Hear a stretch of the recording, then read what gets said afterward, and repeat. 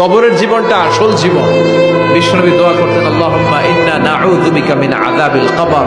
আল্লাহ, আমি আপনার কাছে কবরের আযাব থেকে পানাহ চাই, কবরের আযাব থেকে বাঁচতে চাই।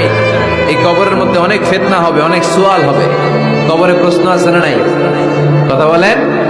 প্রথম প্রশ্ন জিজ্ঞেস করা হবে, মার রব্বুক, তোমার রব কে? বলেন, আমাদের রব কে?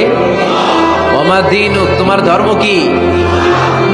বিষ্ণুবীর চেহারা দেখিয়ে বলা হবে, তাআরিফু মান হাযা রাজুল, এই লোকটারে চিনো? আমরা কি বলবো? আমরা চিনি, উনি আমাদের প্রিয় রাসূল মুহাম্মদুর রাসূলুল্লাহ সাল্লাল্লাহু আলাইহি ওয়াসাল্লাম। এরপরে জিজ্ঞেস করা হবে, এগুলো কোত্থেকে শিখলা? আমরা বলবো, কোরআন থেকে। ফায়ুফসাহু লাহু কবরুহু ৭০ যিরাআন। সুন্দর সুন্দর উত্তর করতে পারলে আপনার কবরটারে ৭০ হাত লম্বা করে দেওয়া হবে। ইফতাহু লাহু বাবুন ইলাল জান্নাহ, জান্নাতের দিকে একটা দরজা লাগিয়ে